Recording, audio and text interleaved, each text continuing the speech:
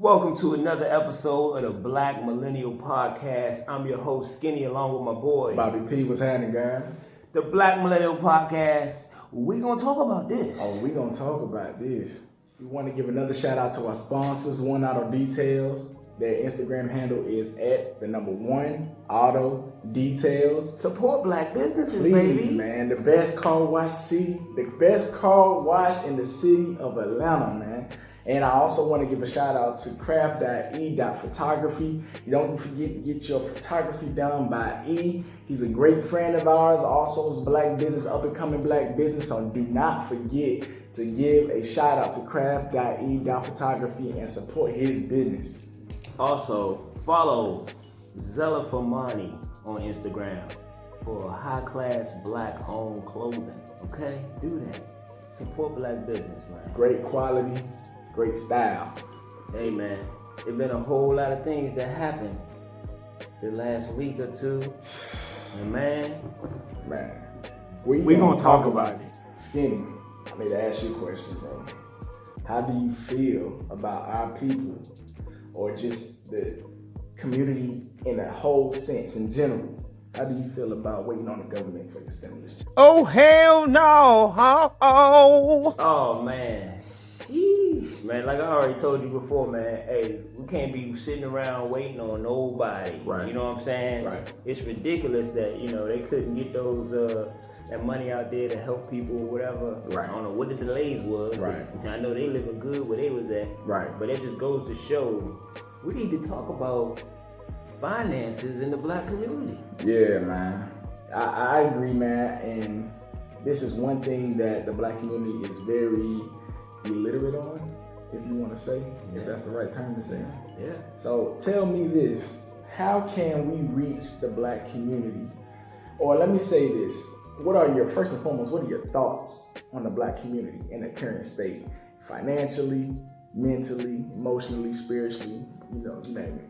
Well, there's two things that could be happening right now in the current state of things for the average black family, I'd say. Right. You could be, needing money right now. Right. You could be struggling, doing what you have to do. Some people don't have a job right now. Right. So you could either be struggling. Right. You could be, some people have benefited well from the corona. But some PPEs and things like that, right. SBAs. Right. Some people sitting pretty right now. They could be repairing their credit, getting out of debt, starting a business. Those would be some of the better things I think people can do. Mm-hmm. But under this stress, and I hope people ain't ordering something every day on Amazon. Man, waste of money just like that too, bro. You know what I'm saying? There ain't that many places to go. You can't go in the club. Right. So that's saving a lot of people some money. Right. I just feel like where we at as a community, I feel like we're given this opportunity to get some things in order. I feel like financially, not just financially, spiritually, emotionally, and physically, man, like, our community, we're actually leading in, heart disease and diabetes and things like that. So, and guess what? We spending the most money on food, and we eating a lot of food. But guess what? That food is still leaving us malnourished because it ain't the right type of food. Right. Junk. So tell me this, what type of food should we eat? Man, we should be eating food. I know you on a health craze. Listen, if the food don't give life, then you probably shouldn't be eating it. You know what I'm saying? Hold on, let them hear that in the back. Let them hear the back. If the food you eat doesn't give life or make life right naturally, you probably shouldn't be eating it. Now I ain't gonna lie, I'm still, I ain't all the way there yet, but I'm trying. Right. Slowly but surely I've been eliminating a lot of things from my diet. Right. You know what I'm saying? But that's another thing with finances, is because the stores that are in our black neighborhoods, you know what I'm saying? Right. They usually don't have you know, those good foods that we looking for. What you see, your Popeyes, Yeah. Wendy's. And financially, McDonald's. we can't be making those choices of going to that fast food over the grocery store and cooking you a nice, balanced, nutritional meal. Because people, again, financial literacy, some people rather save money and buy $1 McChicken or a double stack or something like that. Talk about financial literacy. You know what I'm saying? Bro, how old was you when you first got your first credit card offer? Ah, man. I probably was, I think I was 17, man. Dang, you wasn't even 18 yet. Not even 18, just And 17, bro. I'm going before college, bro. That's exactly my point, because a lot of us in the black community, our parents, you know, they didn't really educate us on finances, right. or they try to hide it from us, right, so that we wouldn't run it up. But then we right. found it and checked the mail that day. That was it, $500 credit limit. Right. What? Right. Can I buy weed with that? Right. We gonna talk about this, but you know, with that credit card, you got to know how to pay it back too. Cause some people, I know a lot of people, and my mom was one of them. She had a credit card at my age, 17, and she didn't know she had to pay it back. Oh bro, Lord, you thought that was free? Running it up, bro. Running it up. Hey, I knew it wasn't free, but I was acting like it. Right. Granted, I mean, she's way better now. You know, she was just young and, you know, on her own. But, you know, at the end of the day, though, our community, that just gives a show like people in the community don't necessarily have each other's back and teach them financial literacy. Even the parents, especially parents in this day and age. And that's something that we got to be able to break, that generational curse. Right. So how do we teach them? Okay, starting with number one, credit. Let's talk about credit real quick. Okay, so, you know, it's already known that, you know, being of color, your credit already start off lower than, you know, it's supposed to be. But let's just say you got that one person in the family that got good credit, right? Right. Let's say for instance, let's say your sister got 800 credit score. Okay. Right? Okay. And everybody else in the family, you know, they need help with their credit. Okay. What that person with their 800 credit score need to do is add you as an authorized user and be paying their bill on time and keeping their limits below 10% or something like that. You know what I mean? Mm-hmm. So what that does is that gives, you know, your family that credit history. You know what I mean? And these other folks been doing it for a long time. So it's basically like assisting. Yeah. So what they do is they put you as authorized user. Some people call it, another name for it is called trade lines. This is something that business people, white collar, blue collar people have been using for years, and it's completely legal, because what it is you're not giving nobody permission to use your card. Right. You just let them tag along for your good credit score. Right. And so I just think that it starts there, where we could be helping each other, building our credit up, get the stuff off of your credit, get the little dumb stuff off. If you send that stuff in, they got 30 days to respond. If not, they got to remove it from your credit. Right. It's just little things like that. And then another thing, life insurance. Talk about this. A lot of our people don't know about that. Let me tell you, how many times, and it's sad, but it done been a whole bunch of times, everybody my age and everybody from where I'm from, how many times we done had to put money together to bury somebody we know. You know what I'm saying? Right. You know, just so their mother had one less thing to worry about, because we're not used to having our things in order in the black community. That's something that has to change, because boom, how you think these white folks be staying rich, bro? Absolutely. The grandparents and stuff be living money, Absolutely. big money. They be having big accounts. You know what I'm saying? So if somebody die, $1 million, that don't help your family. Right. If you got your stuff in order, that's a continuing money revenue for the family in the generations. So in order to be more financially responsible, what should we be doing?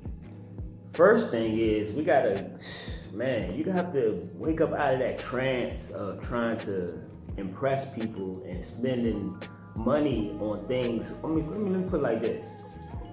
Stop spending money with people who wouldn't let their children play with yours. Think about that.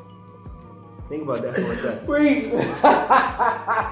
Louis Vuitton, Gucci, Christian Dior. Right. If they was in a room with you, right, they would not let their kids come over there and play with you. right. For one, and then those, let me tell you, because black people, you know, we say we struggle, we're very impoverished and we have bad issues, but guess who's still spending the most money in the United States? We are, man. And it's not always good things either. It's crazy. And while we're talking about it, you know, I'm a co-founder in a company called Collective Accession Investments. Okay. And what we're going to be doing, because we always try to find ways to give back to the community and lift up the people, we are having workshops. And the first one is going to be educating people on cryptocurrency, because there's many ways that we can tap into this financial world while, you know, Corona is everything, because you can't give up. We just got to pivot. Right. Well, that's good, because I do believe. I believe it starts with financial literacy, starts with your parents. If your parents has bad spending habits, how you going to learn that? So if you can't learn it from them, I believe schools need to teach it more than what they're doing. Yeah. And, you know, I believe that schools, the government needs to implement programs or implement procedures or laws or something in order for, you know, not just our community, you know, black community, white community, Asian community, just financial literacy, but especially for our community. And because, you know, we influence so many other aspects of life. The sports. All aspects. Right, you know what I'm saying? Sports, media, you know, you name it. You know, attorneys, doctors, you know, whatever we get our hands on as a ethnicity, we're going to kill it. Yes. But my thing is this: if we could all come together or all, you know, study financial literacy, bro, we'll be unstoppable as a race. And you want to know what I thought about? The fact that a lot of kids ain't going to school, and a lot of people is homeschooling their kids now. This is the perfect opportunity, because, bro, all these years, man, these schools, especially the public schools, they've been teaching you how to just be another gear in the clock. You know what I'm saying? Doing the same thing that everybody else doing every day. Have the kids walking in a line, just already showing them how to be followers. Right, bro. Now that you have them at home, you can teach your kids the things that they really need to know, because it's a bunch of stuff we learned that I never will apply in life. That was, you know, like finances should have definitely been something that we were learning in school. Absolutely. Cursive writing? Absolutely. I don't really need that. Absolutely. Well, it depends. Let me say, I guess it depends all in the curriculum too, because I know some cities in different states, they actually teach, you know, finances and things like that. Best believe in those boarding schools, they got them in those schools. They ain't teaching us that, because all they want us to do is grow up and get a job. Right, that's it, and work for them. Yep. And work for them. That's it. And suppress your dreams. Right. Preach, man. It's into that topic, man. So that brings us to our next point, man. As finances is the focal point of a person, how does that ties into a relationship? Relationship, it could be relationship with, you know, anybody, but mainly we're talking about relationship with your spouse. We definitely about to talk about this. Right, okay, that's why we definitely about to talk about this, because that's when it comes to money and when it comes to relationships, it's going to be an issue. Right. Anybody who say that finances is not going to be an issue in a real relationship, shit, that ain't no real relationship. Right, it's not. I can tell you that right now. and then we talk about it's levels to this. You know what I'm saying? Because, you know, you could be talking, girlfriend, fiance, marriage. Because for me, I probably got a different opinion financially on each one of them. Please elaborate. Oh, my bad. I was just trying to think if I really should let these secrets out or not. Hey, please elaborate. But nah, we gotta go ahead. We gotta talk about it. But for real, well, definitely, you know, I'm married, been with the same woman almost 20 years now. Okay. You know what I'm saying? And when you together that long and when you married, to me, you know, it's just one. That's the number. You know what I'm saying? So the way me and my wife carry, we don't really look at, like my money, her money.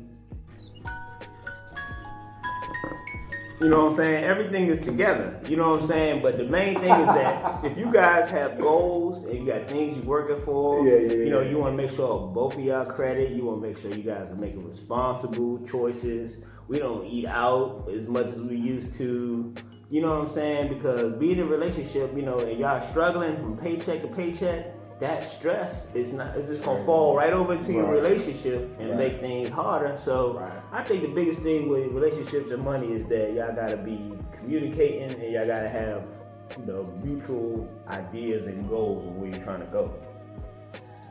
Yeah, I can agree with that because me and my lady, we made it known, well, she made it known that she finance is not really the focal point for her. As for me, being very, more financially sound in for a relationship to come as a whole, because we both want to do things individually, we both want to do things together. But I believe, because we had not an argument, but we had disagreements on it, but I do believe that as a couple, finances don't have to play the most important part, but it has to be important. Yeah. Because you can't build, love don't pay the bills, bro. So not saying that, love should be the first, God's first, then love's supposed to be the whole, God is love. So love is supposed to be the focal point of the whole, relationship. But besides love, you guys want to do things. If you guys stressing about money all the time, y'all not gonna be happy. That ain't free. And I don't care what nobody says, man or woman, you are not happy if you broke. That's a fact. I don't care. Y'all can disagree with me. You can still have wealth. Right. But you ain't gonna be really that happy. Not in this world we live in. Right, not in the world we live in. Now, if you're doing something that you love to do and you're content with getting how you're getting paid, then that's a different story. Mm-hmm. But if you broke and you want to be different in a higher level, you're not gonna be happy. You're not gonna be content. So I'll be trying to, tell people that now, and that's what I had to get across on that point. But let me know, what are some other issues in a relationship, brother? Let's just go ahead. Let's just hop off finance. Let's just talk about some relationships. Okay, for one, let's just start with the fact that I think that these youngins these days, they commit and move too fast. They'll meet somebody and then hey, yo, look, I met this shorty or whatever, and then I go over there next week. They live together. I'm like, didn't you just meet her last week? Wipe it down, bro. Yeah. Okay. But other than that, man, it's just an everyday struggle because people think differently. And my biggest thing, if you were to ask me, in my humble opinion, I think the main thing is that men operate mostly on logic, women operate on emotion. And it takes a level of maturity for both the man and the woman to realize these things, and then you have to come to a compromise, right? Because I think that's probably the biggest issue when it comes to relationships is, we think, hey, man, it looked like that, so that's what it is. Right. A woman be like, but the way that make me feel, I feel like the way you feel is really... Let's stop right there. How can you get past that? I'm gonna be honest. I'll be getting pissed with that. I'll be calling you. It's a tough one. Because I'll be getting pissed with that. I'm a tough one. Let me tell you. Because everybody gonna have, what I'm saying? And I'm learning though because I fought it for, a lot of years. But what you gotta realize is you gotta deal with a woman different. You know what I'm saying?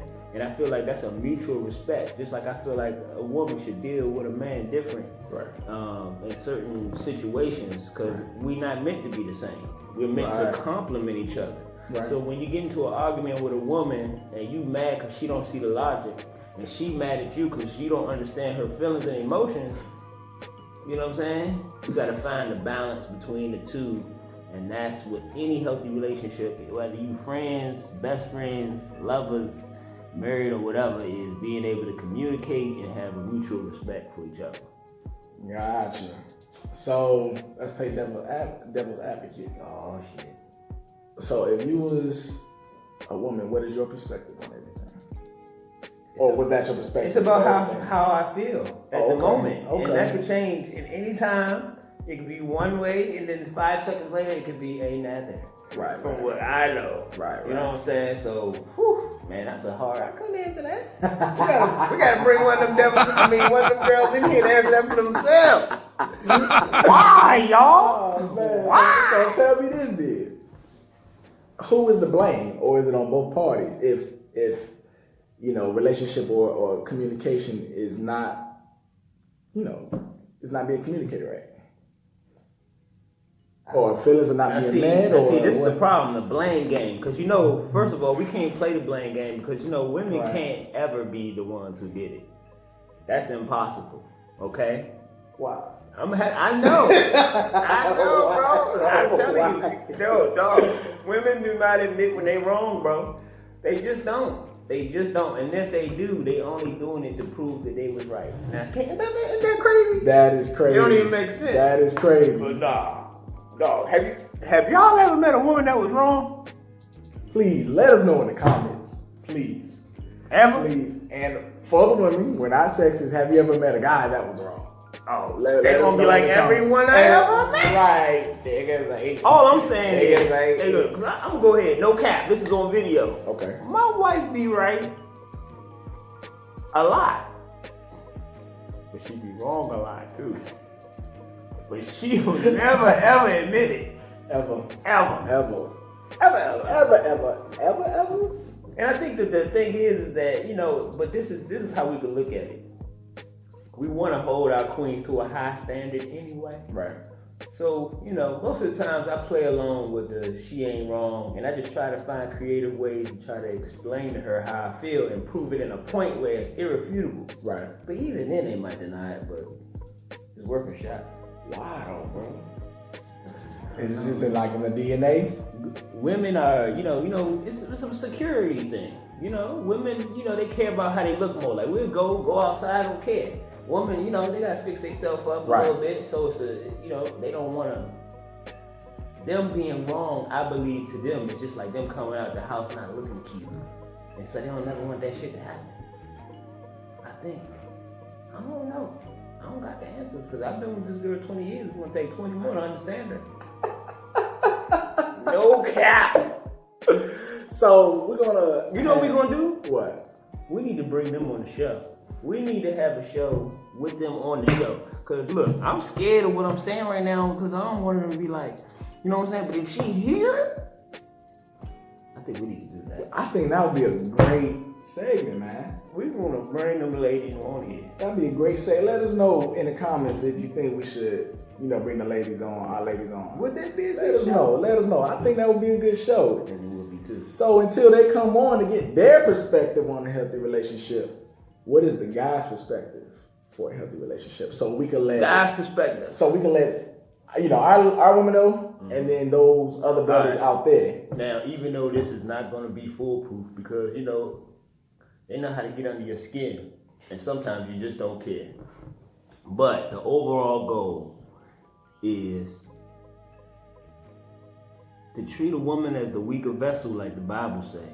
And what that means is not saying that they not equal to us or they lesser than us, but you want to hold them to a different standard. Like I told you, we still strong. You know what I'm saying? It hold everything together. Yeah. It keeps everything balanced, stationary. But women are like China. You know what I'm saying? They delicate. You know what I'm saying? But they hold a lot of value. They're very important to a lot of people. You know what I'm saying? We keep them in places where, they can't be touched. We got to keep them safe. We got to keep the women safe. And when we talk about keeping our women safe, we ain't just talking about physical harm. We're talking about mental harm. You know what I mean? Spiritual harm. This is how we got to think of a woman. And, we keep that in mind and help us deal with them better. Because the woman going to be on her emotions and we on logic, but our job is to, complement each other. Okay, right. I know she's emotional. So let me just calm my feelings and my logic down to be able to tend to her right now. And then maybe we could, if everything stay calm, we can come to a common ground. But when you pissed off and she pissed off and you doing her like, you throwing the China across the room, that China cabinet, nobody, and everybody grandma's house you couldn't go into. Fine China. You wouldn't go pushing that joint over. No sir. You know what I'm saying? No, So sir. of course Easily breaking. it's gonna be an everyday struggle for anybody, but that's how we trying to think. You know what I'm saying? We trying to do our best, but you know when you get to pointing that finger and moving that nut, piss us off. And I'm a Scorpio, so you know I get pissed off easily, man. So that's my issue. I gotta calm my nerves, man. hey, it's a hard thing to do. It is, man. And from a guy's perspective, for a healthy relationship, I think, you know, my final thoughts on it is I just feel like, you know, communication is key too. But I think the biggest thing is we just really want women to hold accountability. Now, it may not happen, but we just want women to hold accountability. Not that they always right and expect to talk to us how they want to talk. Look, and don't get me wrong, I'm still in the battlefield with you trying to get that. Right. But I just went to go get some more ammo because this shit ain't working. Right. It ain't working, bro. Sit back in there, play 2K, my career. But ain't nothing gonna be perfect, man. But I'm telling you, hey, look, love to me ain't nothing but somebody being willing to deal with your crazy ass. Right. You know who I'm talking about. Right. Oh, we gonna talk about this. Alright, this half of the show, man, we just want to give a shout out to our sponsors once again. One out of details, craft.e.photography, and Zella for Money. I also want to give a shout out for this wonderful shirt, man, to _Urban Christian, man. Their Instagram is _Urban Christian. It says Black Christians Matter, man. So just want to give a shout out to these people and thank you again for blessing me with one of your shirts and appreciate you guys.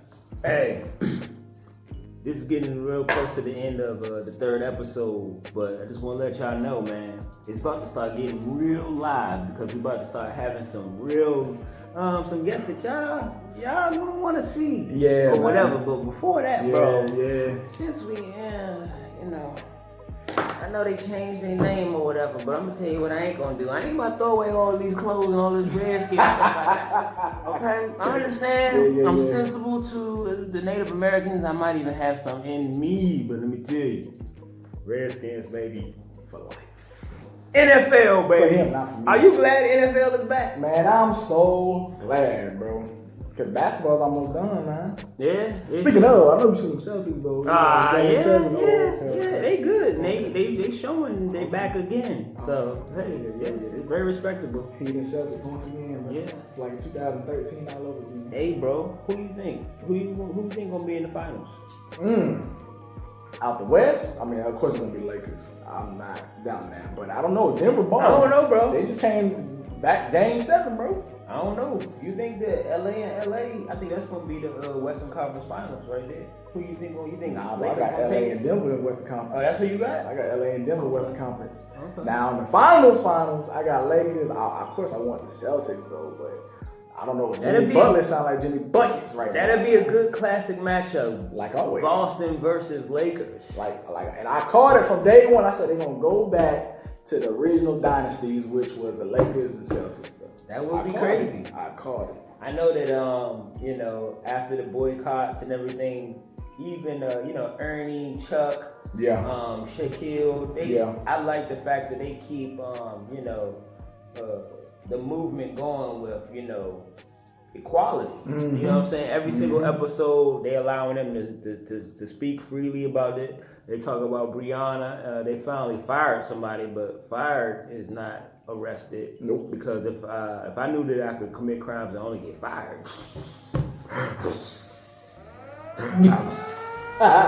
Like dead presidents. I be doing stuff all the time. You feel me, bro?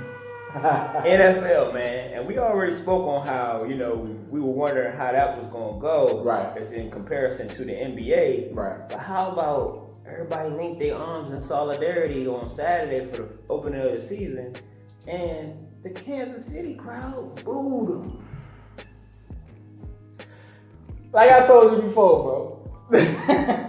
I've traveled for work in Kansas City, brother. Oh, it's the city. We're not wanted. I don't want to necessarily say wanted, but it's more of than. Yeah.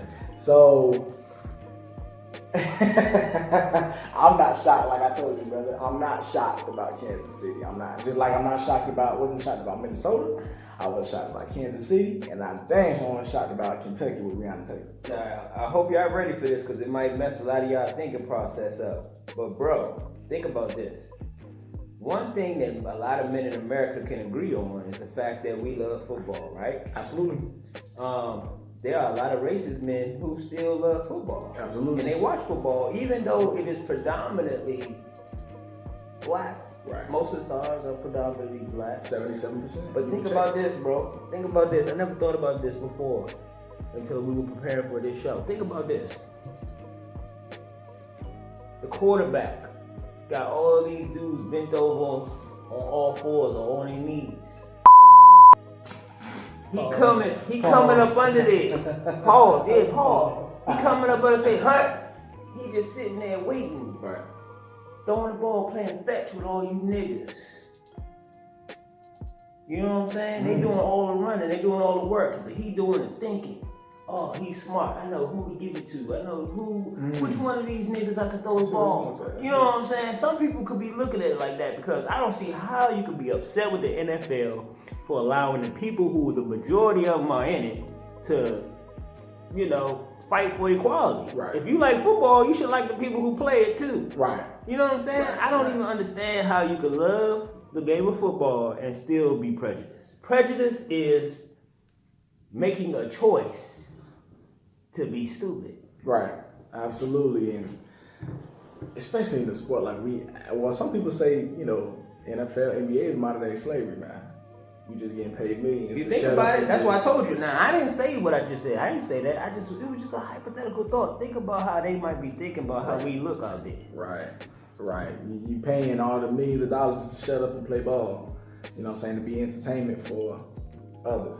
Yeah, because it was a long time before there was a lot of black quarterbacks because they thought we wasn't smart enough. Some cities still won't draft a black or start a black quarterback or have a black quarterback. Crazy. You know what I'm saying? Like Denver would never have to start a black quarterback, bro. So,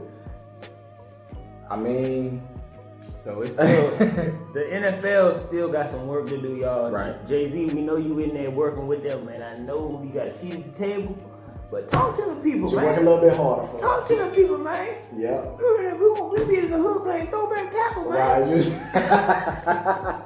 Just work a little bit, just a little bit. You know what I'm saying? Just a little bit harder, man. Just a little bit harder.